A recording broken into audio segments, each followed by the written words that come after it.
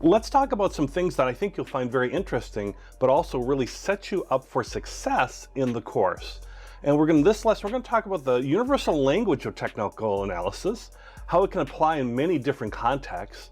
I'm going to show you some free practice tools or explain how those work with paper trading and back testing that you're going to end up using a lot once you get through the course. And then also talk a little bit about trading platforms. I get a lot of questions like, what's a good platform, or where can I find a platform that works for me so I can actually do this trading? We're going to talk about that at the end of this lesson. So great lesson to get started with. So let's get started. So first off, the universal language of technical analysis. And what that means is we can kind of speak the same language by using these same tools and indicators no matter where you're at or what type of security you're looking at, for example. So if we talk about language, of course, there's many different languages out there. Here's different ways that you can say hello. But in technical analysis, if we're going to talk about, let's say, a trend line forming, that's the same no matter what the language, which is very interesting and terrific, actually. So that's why, on a quick note on terminology, I'll use the term security because that'll refer to really any financial instrument that holds some type of monetary value and is traded on an exchange. So examples of securities under this definition are like stocks, cryptocurrency like Bitcoin and others like Ethereum, or foreign exchange currency trading or the Forex market, because these concepts are universally applicable no matter what you're looking at. Now governments may debate, like especially around things like Bitcoin, is that a security or whatever, but for our purposes, all these things definitely are. Is it worth some money? Can you trade it, and can you trade it publicly in exchange? And all these things fit, and then all the tools that we're going to talk about apply not only to the stock market, but as you learn them, you can actually, if you want to trade other types of securities, you can apply what you learned into those other securities as well. And isn't that really kind of great or terrific? So if we look at, let's say, an example of something from the course, this is a candlestick. It's a price bar, represents price. Came from Japan, so a lot of times you might hear them referred to as Japanese candlesticks. But if you look at this is the exact same candlestick, the same way it would be represented in different countries like India, Australia, Mexico, USA, wherever, UK, Eurozone, no matter where you are, a candlestick is going to be the same as far as look and how you interpret it and how you would apply it. That's the same thing as we talked about earlier, where not only can you apply these concepts to the stock market, but you can apply in things like Bitcoin, Forex, gold, or precious metals that are traded, or commodities like pork bellies or something like that, or rice that might be traded. So concepts are universal. It's a universal language. So you only need to learn one language. So if we look at an example, here's a stock chart, and don't worry about this yet as far as understanding how to read it. The concept you want to take away is you don't know whether this chart is reflecting stocks or Bitcoin as an example, but the concepts of when to buy and when to sell will work no matter what. And once you learn how to read this type of chart, which you will in the course, you'll be able to apply that. So that's really terrific, isn't it? And the concepts will work on the securities also no matter what time frame they are as well. So in this example, this is from the same security, but it's different time frames. And because I'm like, one is a day time frame, one is a week, one is a month, one is more like 3 months, you can't tell which one is which without labeling the time frame, because the concepts, again, are universal. You don't have a special type of indicator or special look of a candlestick price bar, for example, in one time frame versus another. So again, very universally applicable. And if you look at the bottom left there, you can see something where I've drawn a blue trend line. We'll learn about drawing trend lines. And there's a concept called a shaven top, right? Where the top of that little candle isn't have a real tall wick. That's called a shaven top, and you'll learn about that too. Again, universally applicable. On the far right, same thing, you have a shaven bottom. It's just the bottom is missing the wick. And then you have these things where they're very narrow kind of bodies of the candle, which are called dojis. Again, we're going to learn all about this stuff in the course. The key takeaway is it's very, very applicable no matter what you're looking to do.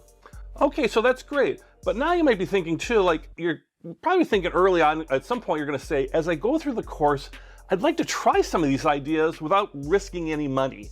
Can I do that? I really like to try it, but I don't want to risk money, especially when I'm on a learning curve and I want to learn and apply things before I risk a lot of my hard-earned money.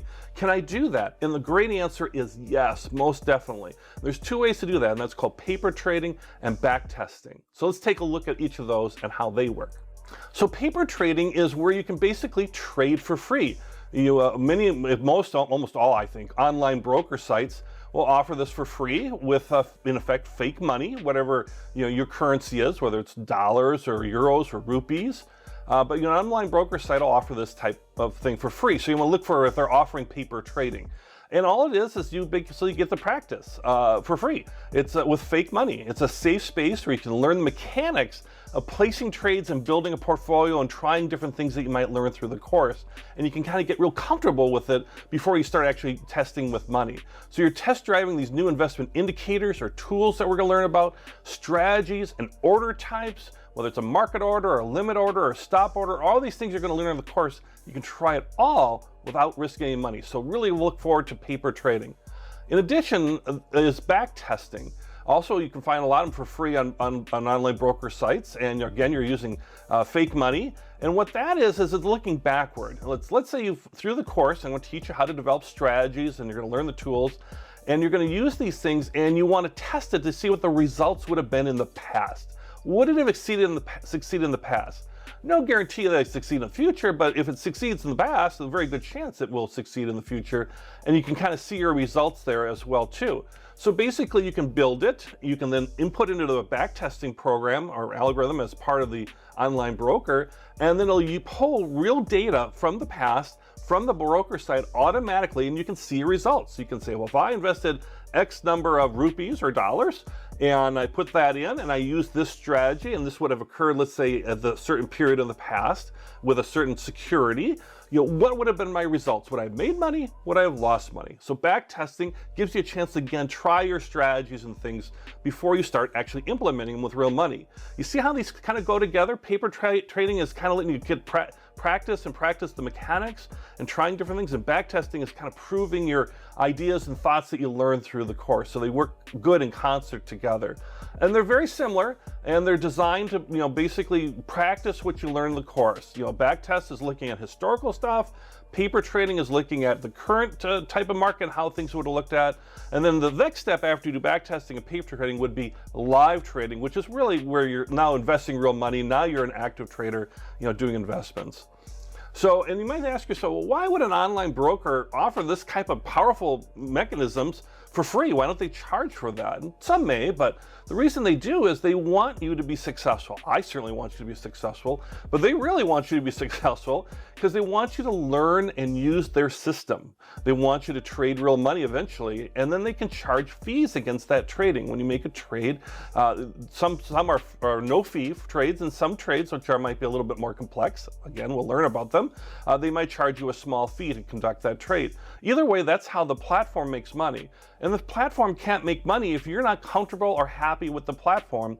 So it's like test driving a car, right? If you can test drive the platform through paper trading and back testing. So that's their incentive there. It's always good to sometimes see what everyone's incentive is. My only incentive is thank you for investing in the course, and all I care about is helping you become great at trading. That's all I'm focused on. Another thing is well, how do we choose these different types of online platforms to use? Is there some you could recommend or something of that nature? And really the first thing you want to do is make sure that the platform is governed by the laws of where you live and that uses the currency that you want. I mean, if you're in India, you want to be able to trade in rupees, for example, than as opposed to if you're in somewhere else where you're trading in yen or euros or whatever it might be. Easy way to do that, it's going to seem super easy, simple, I guess, is to do an internet search and just put in stock chart tools for, and then whatever country you want, or something like that, and you'll start seeing things to come up. So we put in, for example, here, India, you could put USA, you could put anything. It would come up with the top things. You're going to usually find these two towards the top. You can see stockcharts.com and TradingView. There's indie versions of both of those. Those are the two real leaders out there, by the way, and TradingView trades multiple types of securities. I think StockCharts does too, but they're mostly stocks. But TradingView, you can trade, cryptocurrency as well as stocks and different things. So those are ways you want to find and then start your research based on that. You'll usually, when you do that too, start finding articles like the 18 best technical analysis software for stock trading in India, right? So you can then look at these articles and at least get lists of things that you can start evaluating. And as you go through the course and learn the tools, then you can kind of see, okay, what are they offering? What can they do? How does it look? How comfortable do I feel? So the same thing, you could put in like online stockbrokers, for example, to find an actual broker in the different, wherever you live, UK, USA, wherever, and it'll usually come up with different articles like, best UK trading platforms, or NerdWallet's best online brokers for stock trading in the United States. This happens to be USA. I'm not recommending any of them. It's up to you to kind of go dig a little deeper after you start learning stuff in the course and see what might be interesting to you. So if you're in, let's say, Thailand or Indonesia or wherever, you want to make sure that it supports what you're doing in your country, in your currency. So these are some great ways to set you up for success. So as you go through the course, then you can kind of start to, have this in the back of your mind, like, I'm learning stuff and I feel comfortable, and I can always, like, say, paper trade it or back test it if I really want to, start applying many of the things that we're going to learn. So a great way to set yourself up for success.